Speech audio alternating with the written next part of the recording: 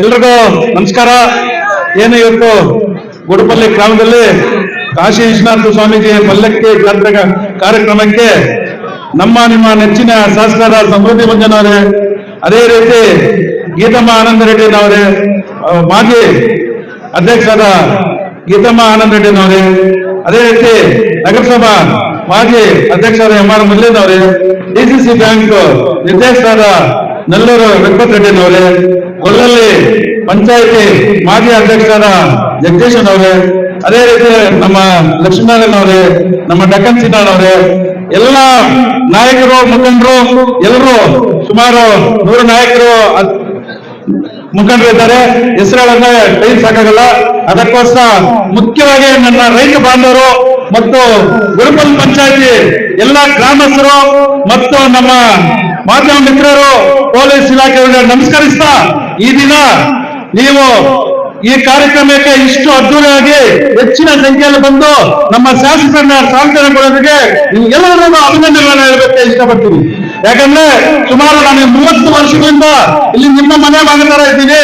30 ವರ್ಷದಿಂದ ನಾನು ಬಂದು ಮಂಡಿ ಓಪನ್ ಮಾಡಿದಾಗ ಗುಡಿಪಲ್ಲಿಗೆ ಫಸ್ಟ್ ಬಂದಿದ್ದು. ಆವತ್ತು ನಮ್ಮ ರೈತರು ಆಶೀರ್ವಾದ ಮಾಡಿ ನಾನು ಮಂಡಿ ಮಾಡ್ಬೇಕಂದ್ರೆ ಮಾಡಪ್ಪ ಅಂದ್ರು.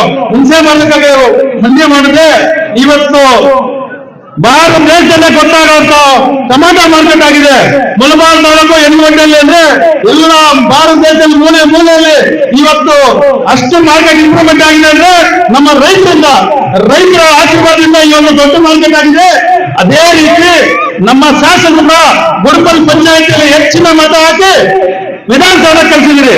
ವಿಧಾನಸೌಧದಲ್ಲಿ ಮೊಟ್ಟ ಮೊದಲಿನ ಕಾಲಿಟ್ಟಾಗ ನಮಗೆ ರೈತರು ಅಂತ ಹೇಳಿದ್ದಾರೆ, ಫಸ್ಟ್ ರೈತರು ಅಂತಿದ್ದಾರೆ. ಅದು ಮೊದಲು ಮುಳಬಾಲಲ್ಲಿ ಸ್ಪಷ್ಟವಾಗಿ ಹೆಸರಿಟ್ಟಿದ್ದ ರೈತರ ಕಟ್ಟೆ ಅಂದ್ರೆ ನಮ್ಮ ಶಾಸಕರು ಸಮೃದ್ಧಿ ಮಂಜನವರು. ಅದಕ್ಕೆ ಸರ್ ನಿಮ್ಮ ಅಭಿಮಾನಿಗಳು ಸೆಷನ್ ಬಂದ್ರೆ ಮುಂದೆ ಲಕ್ಷಾಂತರ ಅಭಿಮಾನಿಗಳು ಕೂತ್ಕೊಂಡಿದ್ದ ಸರ್. ನೀವೇನ್ ಮಾತಾಡ್ತೀರ ನಮ್ಮ ತಾಲೂಕ್ ಬಗ್ಗೆ, ನೀವೇನ್ ಹೇಳ್ತೀರ ಅಂತ ಲಕ್ಷಾಂತರ ನಿಮ್ಮ ಅಭಿಮಾನಿಗಳು ಮುಂದೆ ಕೂತ್ಕೊಂಡು ನೋಡ್ತಾ ಸರ್. ಅದು ಇವತ್ತು ಆವತ್ತಿನ ದಿನ ಆನಂದರ ಸೀನಣ್ಣ ಟೈಗರ್ ಹುಲಿ ಇಟ್ಟಾನೆ. ಇವತ್ತು ಮುಳಬಾಲ್ ತಾಲೂಕು ಸುಮ್ಮರು ಯಾರ ವಿಧಾನಸೌಧಗಳು ಆಪೋಸಿಟ್ ಕೂಡ ಮಾತಾಡ್ತಾ ಇದ್ದು ಏನೇ ಮಾತಾಡಲ್ಲ ನಿಲ್ಸ್ಕೊಂಡೆ 10 ರೀತಿ ಮಂಚು ಮಾತಾ చెప్తాడిది. ಅದೇ ಸ್ಪೀಕರ್ ಕೂಡ వాళ్ళు మాట్లాడుతుంటే అంత దీనిగా సదం అంటారు.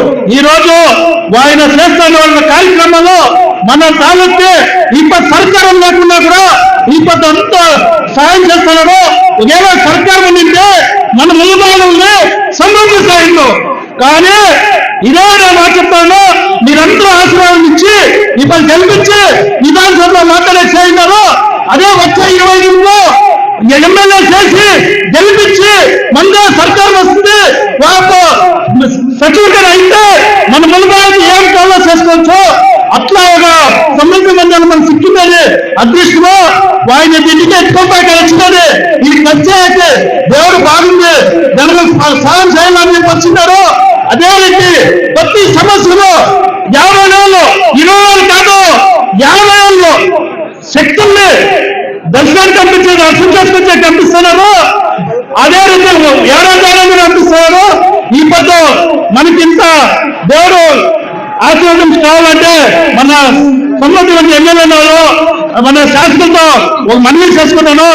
ఈ పద్దు కేంద్ర సర్కారంలో కుమారన్న సచివుగా ఉన్నారు.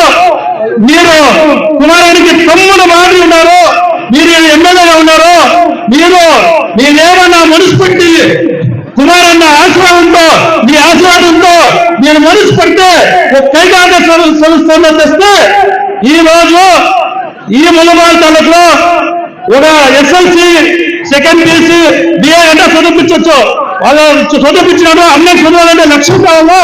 యువకుడికి మీరు కైగాక ఒక స్థాపన చేస్తే సుమారు 10,000 యువకుడికి మీరు పరిచినట్లయితుంది. ఈ రోజు చూస్తున్నాము మొబైల్ ఎత్తుకొని మానవుల కింద ఆరాయిలో ఉన్నారు.